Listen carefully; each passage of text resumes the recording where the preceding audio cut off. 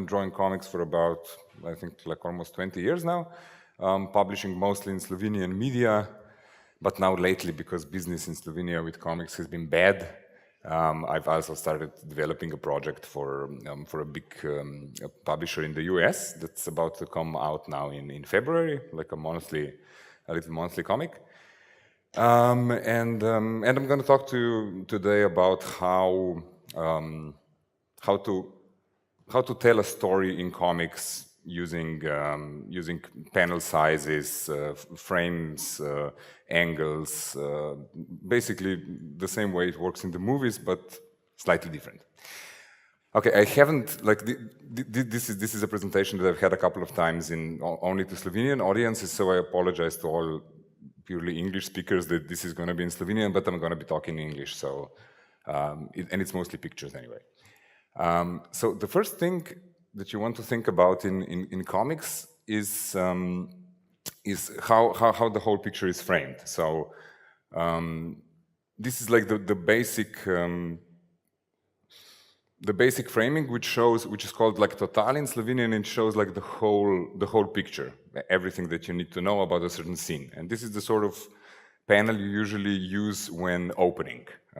If you want to set up a scene, like you do a good like full shot of the whole scene, and then you can really in later shots you can focus on the details and so on, and the readers are always going to know where they are and where you want to take them.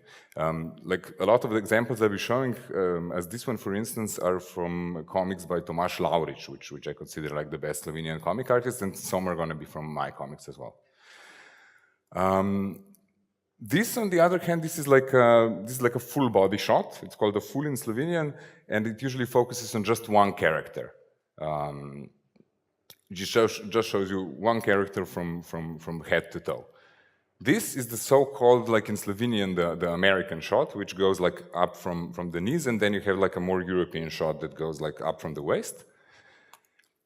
And this is like a typical, like a portrait that just a headshot just goes directly into the face, and you usually use it like for more when you want to emphasize the psychology of the character that you're showing and so on.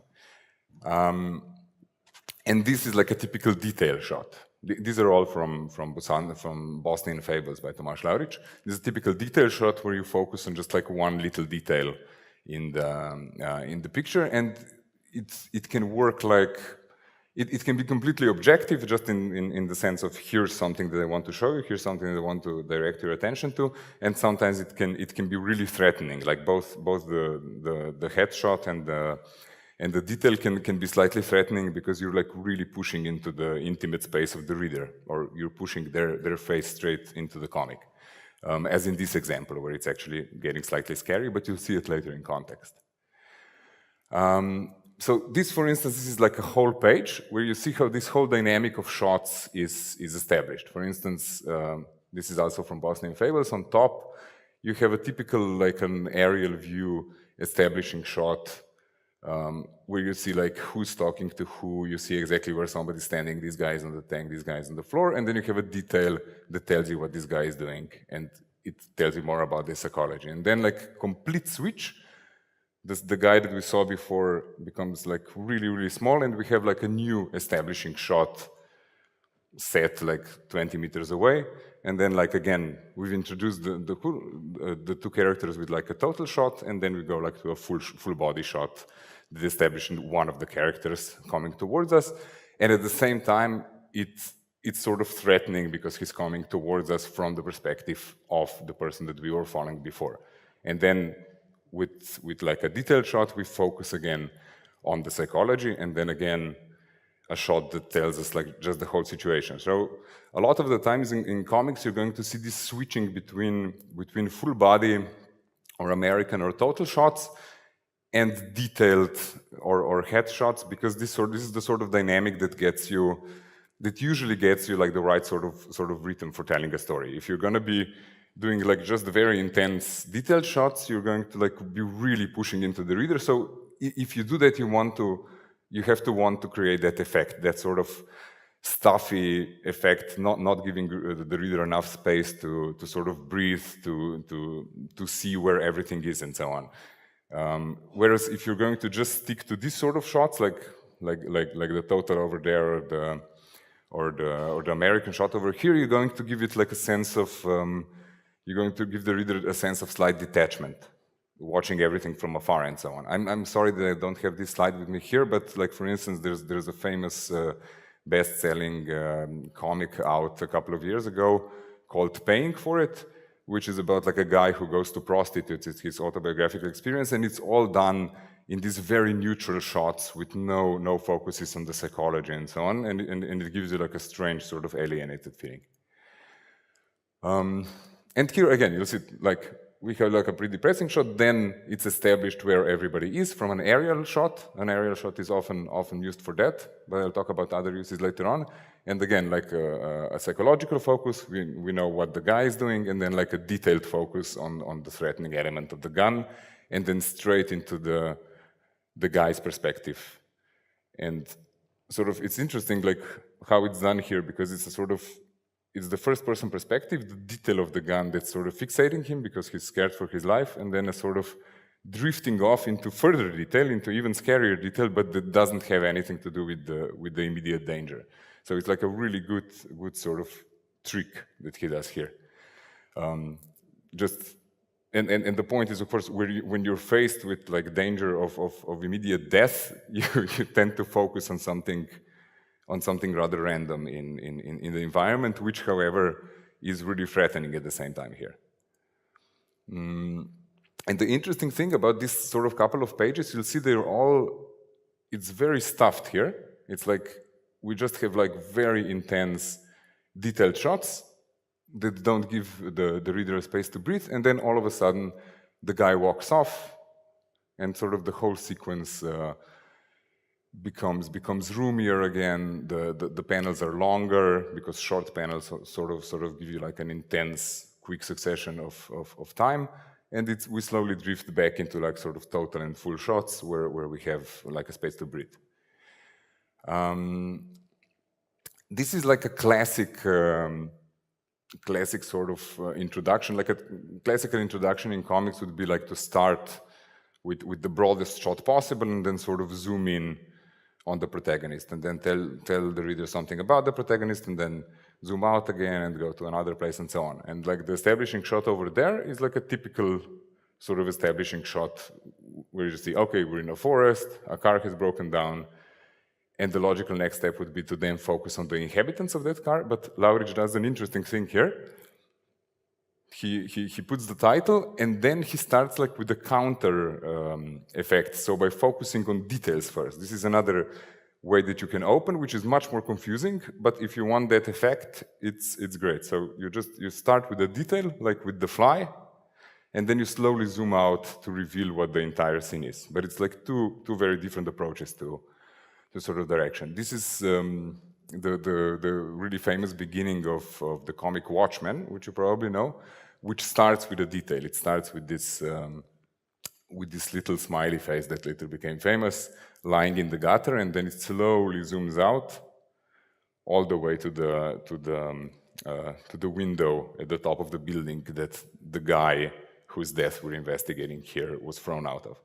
So this is like a typical detail to full beginning. This is like from one of my own comics, like a really grotesque thing about a guy with who can grow like a huge penis by looking at sort of playboyish pictures, and then he just uses it for like household maintenance and so on. He doesn't use it for sex until he meets a girl. And this also has like a typical introduction, like, okay, aerial view, we see a house, this is the house, okay, this is the guy who lives in the house. He goes out, okay, now we have to zoom out more to show the reader that the house is actually on a hill, there's an adjacent little forest, he's going to the forest. Now we can zoom in again, he's in front of the forest, and so on. It's like a very, very classical sort of introduction. Okay, and this is the next page, and then again, yeah, and then we get an aerial view so we can really see what's going on. And then again, like a more neutral sort of view, and then it goes on. And then again, when he goes home, we have a repeat of the first shot. It's the, okay, we're back in the house. We're inside the house. It's more detailed, but we still see like the entire room, and then it goes on like to the next page. The interesting thing that I want to point out here is that this is like also from a comic by Tomáš Laurič, is that in comedy, it usually works better when you have only like these full body shots. Like any sort of focus on details and on psychology in comedy tends to have a counter comedic effect, and I thought that was really interesting. Here you saw how much range otherwise Laurič shows in all of these shots in his framing, but here it's like completely neutral, like even the ground is always on the same level. And it's the sort of thing that's like really useful for telling comedic stories. An interesting example of that, like if you remember, like even sitcoms, even movie sitcoms like Friends, you're going to, if you watch them, you're going to see that they're mostly filmed like this. You mostly see like people, like the entire bodies in total or full body shots, or up to here maximum. You're never going to see Chandler or Ross like with a close-up of their face, because we want them to look like less psychological, more like marionettes, more sort of with less, more objective.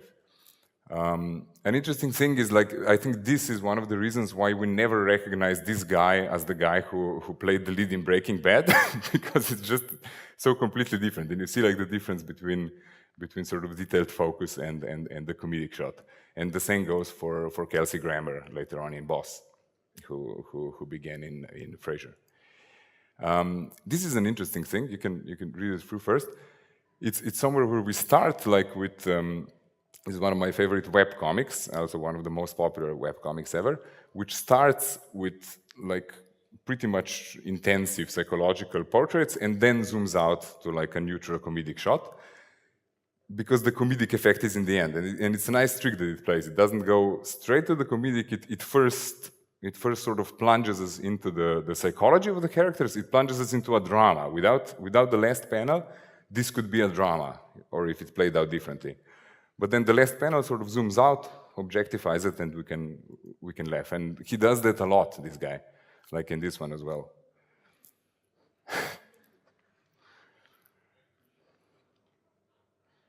And this one. And they're all done in that sort of way.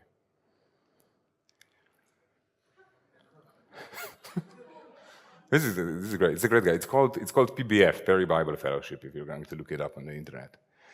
Okay, the second thing. Okay, this is how like a panel is framed. So, what is in a frame? Is it just a face? Just a detail? Is it the full body? Is the entire environment? And this is about where it's filmed from. That's the second thing you have to think about. And it can be filmed neutrally, like from a neutral angle, or it can be filmed like from let's say from a bird's eye point of view.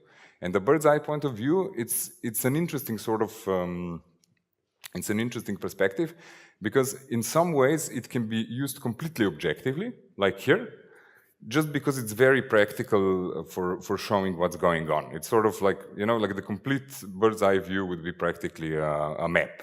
So it's the sort of thing where you can really show without any overlapping where everybody is standing and what's going on.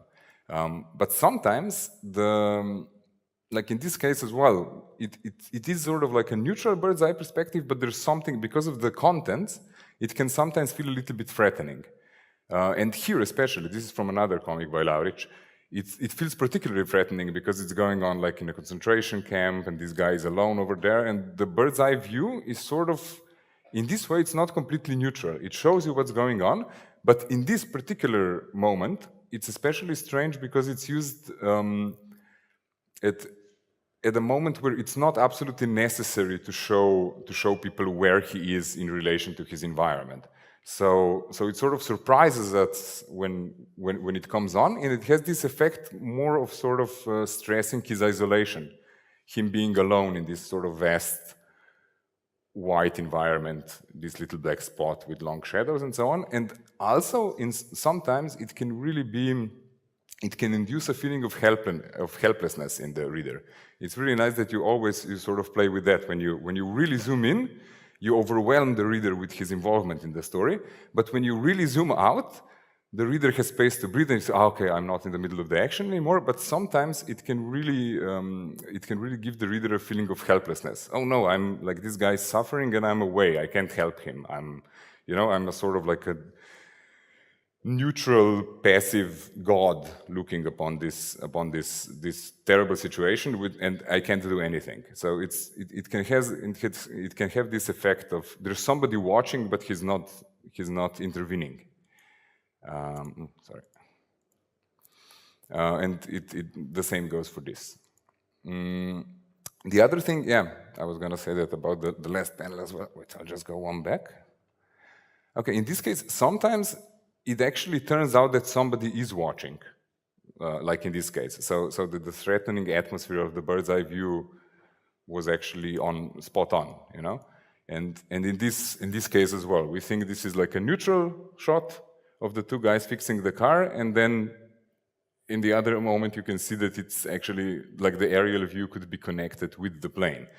So that the view is actually connected to a certain threatening individual in whose shoes the reader now finds himself that he was in. So like a really famous example of this in movies is the beginning of Hitchcock's Birds, where we have like a sort of neutral bird's eye view swinging into the city. We see like, oh, it's a city by the river and so on. It goes towards the house, and then at some moment the camera is overtaken by a flock of birds. And we realize that we've been sitting in the driver's seat of the bad guy, of the birds all along. And suddenly like this seemingly neutral perspective becomes threatening. Like this also an example from the comic that I showed you before, where it's first in neutral and then it's like a literal bird's eye view, and in this case as well, it's first like a bird's eye view, and then at the end we see there's a particular individual tied to the source of this gaze. The next thing is like, it's like this lower perspective. I think it's called like in Slovenian, it's called like the frog's eye view. I'm not sure it's the worm's eye view or something like that in English. And it usually helps you create like a feeling of awe in front of something that you're showing. It's usually used like for showing very high buildings. You could see like a guy just coming into a big city. You're going to see him like a little spot and like all of this big skyscraper around him. And in this case, it's done so it looks like really monumental. It's introducing a character that we saw before. We first saw him before the war, and now we suddenly see him like in the middle of the war, this sort of grizzled soldier, and it's like an imposing, huge presentation of him, and we look up from him from below. In this case as well, this is also from one of Lunaček's comics. When this kid looks out of the window, he sees a tiger again from below, and it inspires this feeling of awe, which is then actually verbally expressed in the last panel. Here also we can see how this sort of angle from below can also seem threatening if we're put into the shoes, especially if like the people that are looked at from below are looking back at us. It almost never fails to look threatening.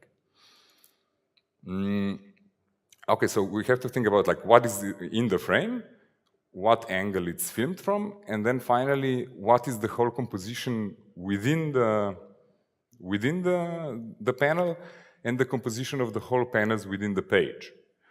And also sort of like what's really important here also is the length and the height of the panels. In this case, you're going to see it's an interesting example from Lunaček again that I'll show you later on in context, but we have like these two very like detail intense psychological shots, and then suddenly like a more neutral shot, but sort of threatening because it's shown from below, and also because the picture is so big. Every time like that you do a really big picture in comics, it's going to sort of lengthen that moment. It's something that you can't really do in movies. But if a picture takes up like a big proportion of the page, it's going to seem more monumental, and it's going to seem like it's taking longer. Whereas short panels are going to seem like they're showing like a quick succession of time, you know? So if you're going to, like we saw before in the other Lunaček comic, where we had like lots of very cramped panels, with extreme close-ups of people, it's going to seem like, okay, this is all going on really fast, and we're also like very psychologically invested in it. So it's really the sort of thing where you're not giving the reader a space to breathe. You're both hurrying him along with the succession of the panels and pushing his face into the action. This is also an example from Laurich where you have like a quick succession of shots, sort of short shots like superimposed with this one. This is like both on the same page. You'll see the whole page later. It's a really nice short comic about Slobodan Milosevic as a sort of personalization of Serbia waiting for Bosnia in the form of a ninja to break into his studio and so on. And it's really nice because you first have like this really long panel and the text says "Čekam te," I'm waiting for you. So it's this sense of sort of this going on for a while, this waiting, you know? It's a very sort of prolonged shot, and then on the bottom of it, you see like those three very quick panels that move fast. And it's also like a panel can seem longer if it's put next to shorter panels. Again, it's all in context. And this, for instance, this is like an interesting thing because you have like a very quick action, such as this kick, but shown in a long panel. In some way, you could say, okay, we want to show her whole leg, we have to fit it in and so on, but it also sort of prolongs the whole action. And these sort of shots usually have a feeling of sort of almost like suspended time, of slow motion, because it's a quick action, but portrayed in a really long shot. And it also has other effects as well that I'm going to talk about now. For instance, the way the action is directed, because it's directed from left to right, it still seems faster. If this was turned around, like I show you later on, it would seem even slower, because every time something is moving in this direction, it sort of slows down the action. Whether if it's moving in the direction of how we read, it's going to be faster. And the interesting thing is that manga, Japanese comics, work in the mirrored way. It's going to be faster if it's going to be moving from right to left, because they read the other way around and the whole books are turned around. This is an example where I want to show you how much it influences how the whole panel is oriented. This is like an actual shot from one of Laurich's comics. It's an establishing shot in the beginning of a story that's going to take place in that little Mediterranean town. And like the two characters, which are not even like really important, they never show up again. They're just here to sort of give us an anchor, somebody to identify with while we're watching this plane fly in. And then in the next shot, all of the action is going to take in that little town. But it's interesting that because when it's oriented like that, we almost don't really notice these two characters. We just follow their gazes towards the plane and then down towards the town. So it's perfectly directed for an establishing shot. If you were to turn this around, it looks completely different. You almost don't notice the town because it's where you're starting, it's where your point of identification is. This plane looks much more threatening because it's coming towards us. It's not flying along with our gaze and directing us towards the town. And our main attention is focused on these two characters standing in the water. We notice them much more. I noticed that I was actually like in the previous shot, I hardly noticed that there was a woman standing in the water. In this shot, I actually found myself checking out her figure because she's objectified more, because she's on the right side of the panel. And you'll see, like in lots of these examples, there's this sort of logic that the reader tends to identify with this part of the panel and objectify that part of the panel.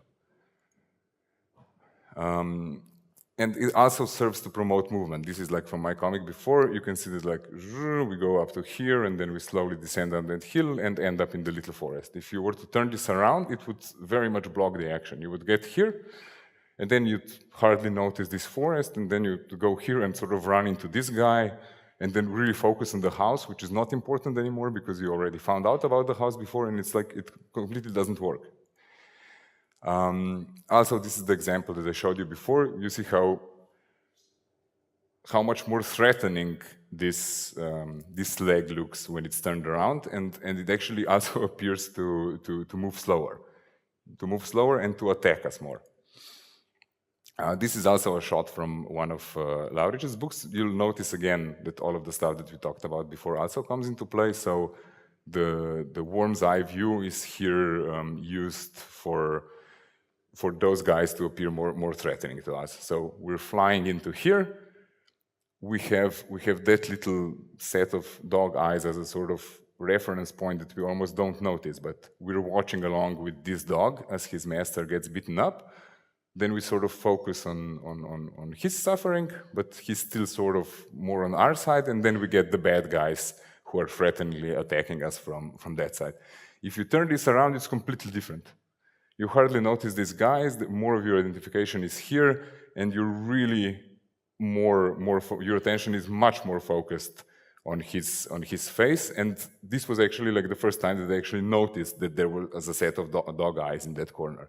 In the first time I looked at the picture, I didn't even notice it. And an interesting thing that I noticed that Laurich does a lot in these comics, especially in the one that I showed you before, is that he counterintuitively places the bad guy on the left side of the panel, where reader identification usually is. So it's a very weird trick. Like normally you would frame this shot like this, right? Okay, I'm with this guy, and this guy seems now much more threatening because he's attacking me from the right side of the panel. But the really nice trick is that although this is more intuitive and more logical, this way the guy on the right, who's actually our point of identification, looks much more helpless, because we readers are put in a position where we're on the side of the bad guy attacking our hero. So there's much more like a feeling of helplessness. The other picture that I showed you is much more like classical genre. Okay, we're being attacked, but we're going to overcome this and so on. And this sort of tends to look more objective and more neutral. And the reader is, like in the case with the bird's eye view, is again put in a position where he's sort of helpless and helplessly on the side of the bad guy. Just a quick show of the way you can organize comic pages. For instance, this or this is a very like a classical sort of comic grid, but you also have an option to open it up more. This is, for instance, the entire wonderful page from that comic that I showed you before, like with the sort of prolonged shot on the top, and then like with the short succession of panels in the next two tiers, and then again with this sort of mirroring of the upper shot, we get the two protagonists, both features in a sort of long shot, and then these little animations constantly filmed from the same point of view that take us along. And the really interesting about this as well is that it's not like a classical comic grid. It's made as a sort of structure. So the right side of the page is constantly done as an edifice, as a building, where all of this goes on. So it's an absolutely beautifully constructed page, and it's also more open. When you open panels like this and you let them breathe more, you also get these really interesting effects. It also tends to impact the reader more when they're open like that, as opposed to when they're safely enclosed in boxes. These are some like sort of open compositions where you don't even have panel borders and so on. These are like classical stuff from Kelly and Muster, who was a great admirer of his, where you're also constantly opening up panel borders to the outside. Here as well in my comic. And the interesting thing is that like you can go so far here as to completely abolish the sequence of panels. You can open up the border so much, like here, that you don't even know how this stuff is actually connected, what's the actual succession of actions. And in this case, this actually works well. You know, you have like this succession of very structured panels. You know what the next one is at all points, and then sort of when the sex takes place, it all becomes a sort of blur, and it's not so important anymore what came before and what came after, and it's all just sort of floating around. So the structure of the story actually falls apart in what is the crucial moment in this comic. And then when sort of after the sex, when stuff becomes more domestic, more banal, more everyday again, you again have like this very strict grid. And then I break it up again when I want to show like there's not like a normal succession of actions, and it turns into a sort of more of a diagram, and it's again more open.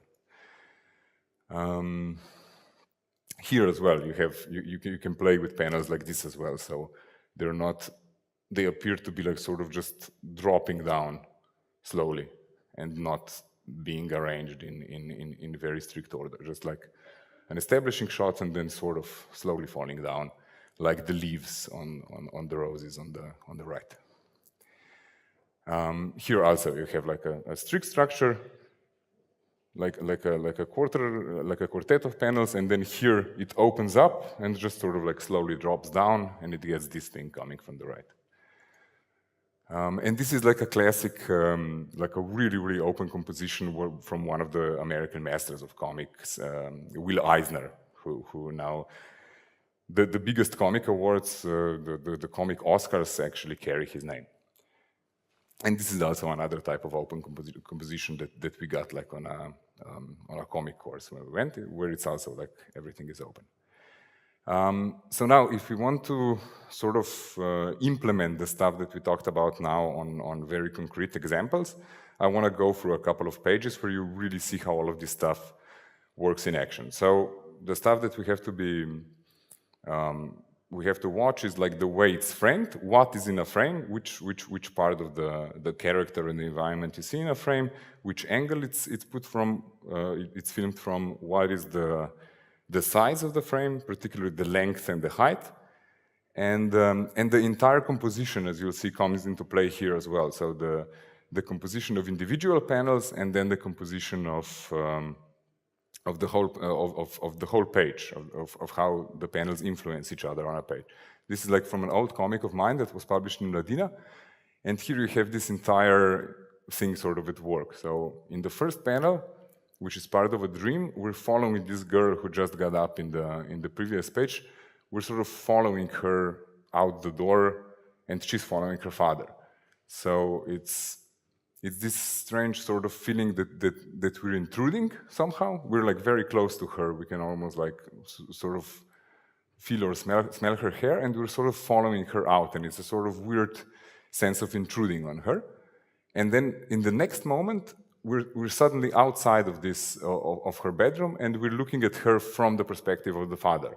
And then we turn around the perspective and see it from her perspective, this sort of like gruesome scene with the duck cut up. So it's this whole dynamism of perspectives and counter perspectives is constantly used here. And then we sort of, you'll see how it's also like the rhythm is, she's adjusting her hair, it goes up, then we see her, then the panel leads us down, and then like in the last panel, we sort of swing out of the page on this tilted platter like this. And then we go into the next page, and the first thing we focus on is the sort of the disappearance of this dream, and then we fall straight down onto the face of the main character, and we sort of drift towards the other threatening character coming in. And then we have like two panels which are both meant to communicate that both of our like protagonists are being picked up by the two antagonists. So we have this like diptych of two scenes where in each case like the bad guys are coming in from the center of the page, and the good guys are squeezed onto the borders of the page.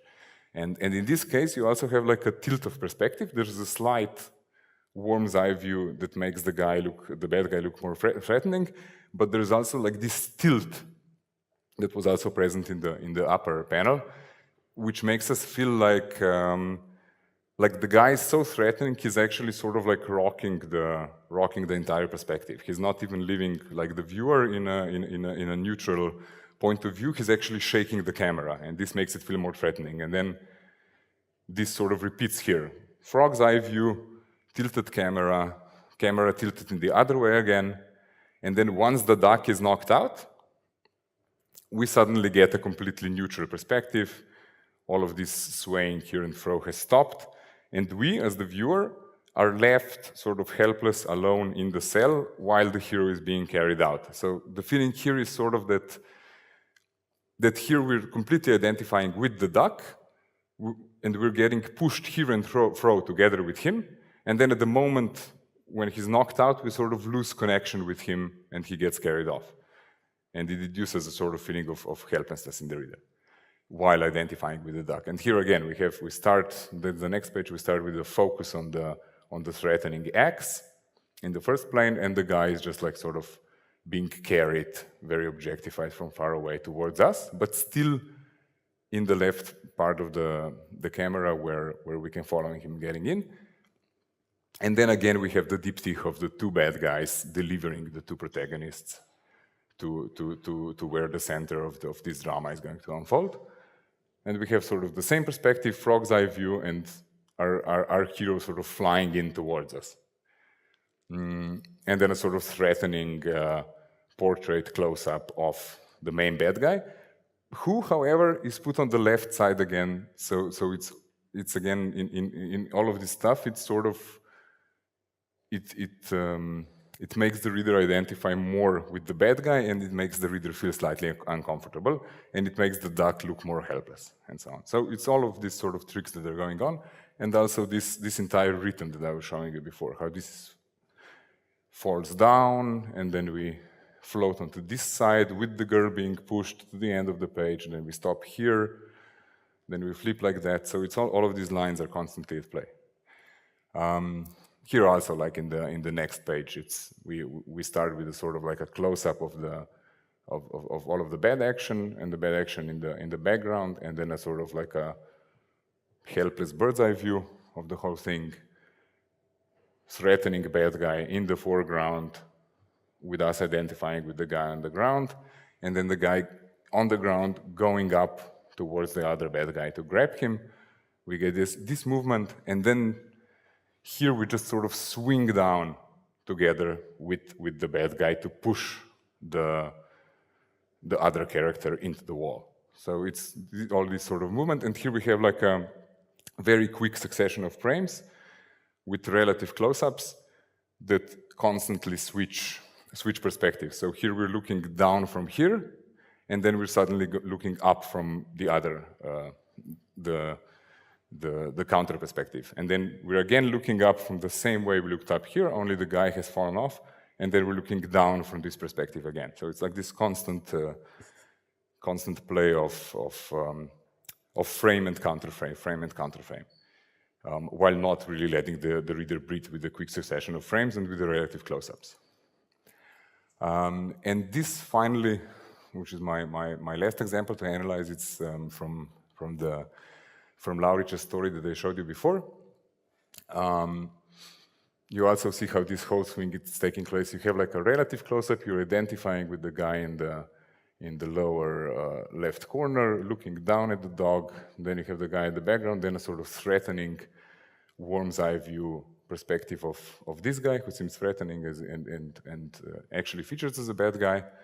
Then we have like a completely neutral perspective, but like with a beautiful rhythm that guides us. So we start on the second tier, we start with that arm, we float down towards the puppy.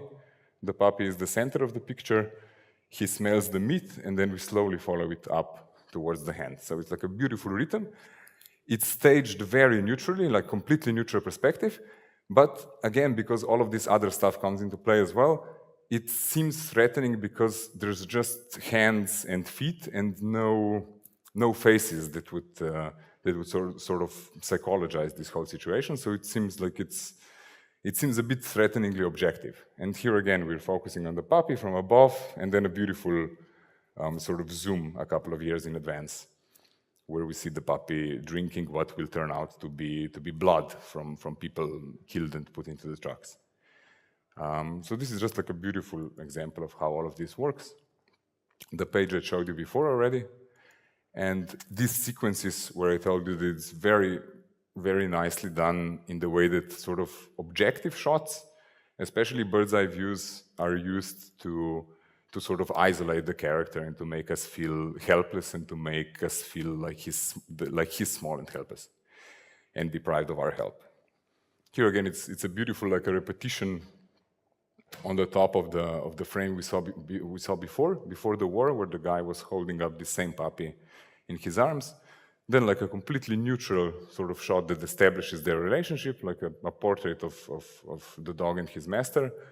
And then a sort of like a seemingly neutral shot, but we're in the foreground. It seems like we're hidden here somewhere. It seems a little bit scary because we see this shoe in the middle of the, like a woman's shoe. We're wondering what happened to her.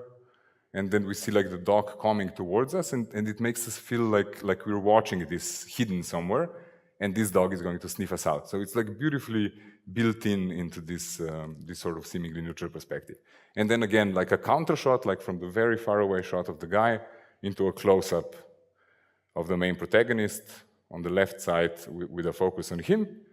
And then we abandon him again. Then we see him from above. And then we get a focus onto the threatening dog again. And so this counterplay is constantly used here, and it's absolutely beautiful. And then again, we go way, way away, way above, absolutely not necessary to show this particular structure of the concentration camp right now. It's basically just to make the guy feel alone. And then again, like a close-up, but from above, and then like this really neutral shot of the dog jumping, again countered by this intense sort of intrusion into our own space from the perspective of the guys in the shed. Then a completely neutral shot to let us rest a little bit and just to see the stuff like from a neutral perspective, but again, making us feel more helpless. And then in these beautiful shots on top, we're just watching the dog from the perspective of the prisoners inside these huts. And then again, some sort of neutral shots, but slightly threatening because they're filmed from below, and because the dog is again coming towards us. We're constantly identifying with that guy, but this dog is constantly intruding into our space and imposing himself between us and the protagonist. So, and this is constantly like played out really well. It's not something like when you do comics, it's not something that you would constantly actively think about. You usually do it like very intuitively, but it's stuff that is good to know, because if you see that something is not working, you can figure out why it's not working. You just say, okay, I'm not engaging the reader enough, or I'm engaging the reader too much, and then you just check what you've done, and you see what needs to be changed. And that was sort of the last of my examples. So I'm going to finish the just me talking part of this presentation. We have 10 minutes if anybody has any questions.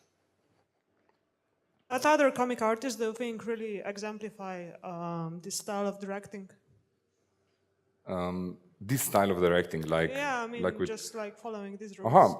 Okay, this particular style of directing is like very, very, very specific to Tomasz Laurić, although it's like a very classical style of directing, but I don't know, like...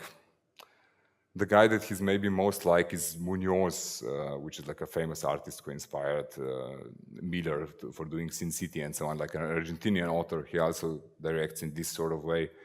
And sort of like, yeah, this type of realism often uses this sort of type of directing. So let's say that like a sort of very neutral type of realism, like you would see in Watchmen, would not be based so much on these shots and counter shots, and would not have so many like intense psychological shots. It would be more neutral. This is a sort of dynamic, slightly grotesque realism type of directing that has lots of extreme shots. So yeah, maybe like him, Munoz, I would say Frank Miller to some extent as well. Who else? This is off the top of my head. I would actually have to do like lists for types of direction if I wanted to. Yeah.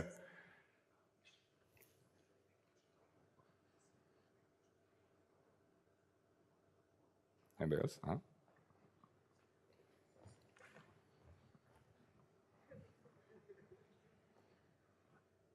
Hi. So how do you start planning your own comic? Do you start with a short story and then a few sketches? I usually have like the basic concept of the story, but just like the basic story arc. What's gonna be the plot, the twist, the ending, the main protagonist. Then I do some sketches usually of the characters and of the main situations, the situations that most engage me. And then I usually like often when you do these comics, you have to plan very specifically for a certain number of pages. Like the stuff that I'm doing now, it always has 20 pages. So the next thing I would have to do is to figure out how to fit that exactly into those 20 pages. So you would just like write like first page, this scene, second page, this scene, and you would do this. Then I would do a storyboard. So just like a very basic outline of how many panels and from what angles the stuff is going to be filmed on each page. And then you get to the actual pages and you still have time for experimentation there if you see something doesn't work. That would be the basic process.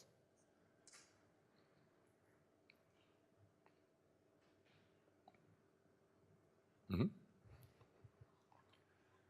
Zdravo, hello. Kaj v slovenščini ali v angleščini? Povem. Angliščini. Have you played the video game Max Payne? No, I haven't. No. The storytelling in that game is very specific. It has, it's actually shooter, third-person shooter, but the narrative, the story is presented through the comics. And that's why, many critics have rated it very highly. That's why I just wanted your opinion. What do you think about it? I never saw it. I'm not very much into video games, so I don't know it, but I'll check it out. So it's like a first person. Third person. We saw the main protagonist from behind. It's not a classical first person shooter. It's more, you have that bullet time like in Matrix. In Matrix, and you can, it's very, but the perspective is always positioned behind the guy. Okay. How well are the comics selling nowadays? Much worse than they used to. I think like they were selling really well, like one time in the 50s and then in the 60s, and then I think like now in the 80s it was pretty good. But now they've been on a decline, especially like with the whole digitalization, with lots of the comic audience moving on to video games or to television and so on. So there's lots of this stuff, and they've also been losing lots of readers due to web comics and stuff that's available online or downloadable through torrents. Although apparently less than books. Books are, like literature is in a much bigger crisis apparently than comics, because it appears that comic fans are still very much tied to this, the concrete objects of comics. You have lots of collectors as well, so less. But apparently I think like the print runs are about 3 times lower than they used to be in the 80s, for instance. But they're still, I mean, in the countries where they're very present, they're still going very strong. In America and in France, you still get like print runs of thousands of copies, but it's like opposed to tens of thousands of copies in the 80s. Hej, moram ti sam sporočiti, da imaš še zdaj 10 minut. Idemo še zdaj 10 minut. Okay. Okay, so we have time for more questions if you want to.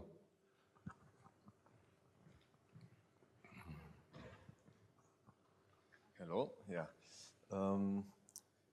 I wanted to ask if you, I mean, a lot of us probably in the audience have this project in our head, and once we have the project done, we have the comic, and now comes the part to approaching a producer or a producing house. Mm-hmm. How would you go about it? I mean, how do you start? You go to conventions? That's the right step? Or other things? I would say conventions are better than writing in, because like for a couple of years I was really doing that, like finding, because like every publishing house has an address for submissions online. So you can easily, that's the easiest way, you just send it to their submissions address. But I have to tell you, like I never got an answer from that. It was like very, I think they just get like piles and piles of this stuff, and I'm not sure if everything gets looked over in a proper way.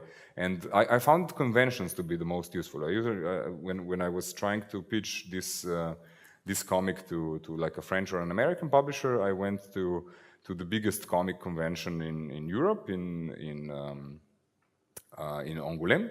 And you have like a special place there where you have editors sitting behind desks. And you can just like get in line and you wait usually for about an hour, but you get like 10 or 15 minutes time with the editor to show them your portfolio and so on. And they have different systems. And for instance, like the publisher that I found was in Barcelona, where they had a system where you would put your portfolios in a box, and they would look them over, and if they liked any project, they would invite you for an interview, like a 10-minute interview. And that I found to be like the most effective way.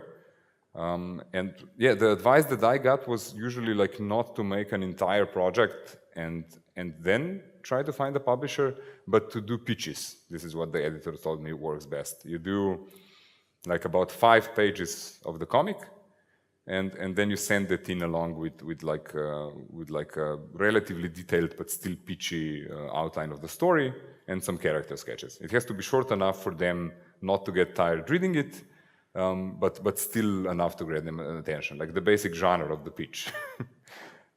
They told me this works best, and to just send lots of these pitches, and then maybe one will take hold.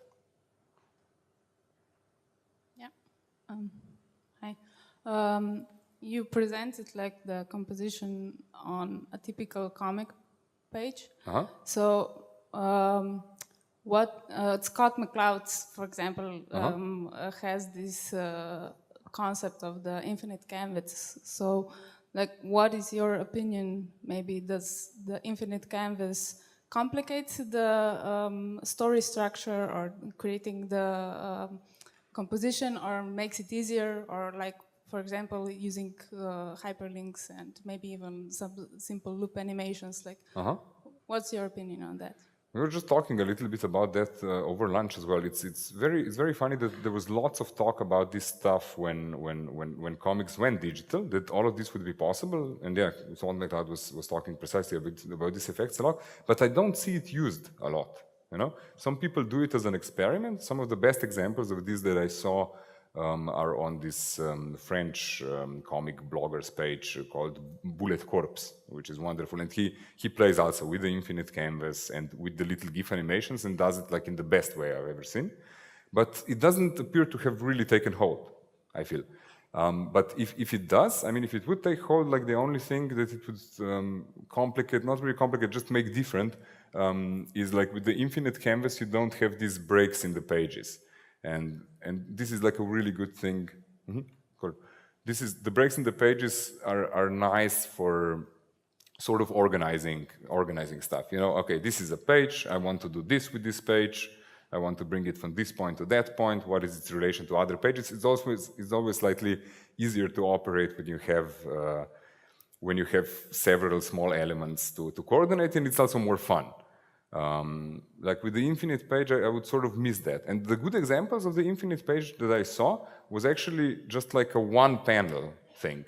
That was like usually when I found it to work best. I think Scott McCloud has this like really long panel where people are falling down from somewhere, and he just follows them. You just scroll and scroll and scroll. And Bullet Corps also has a wonderful one where the guy goes into the basement and then falls through the center of the earth and out on the other side of the earth and into space, and constantly like commenting on the stuff. And that was what I thought was like a beautiful example of that.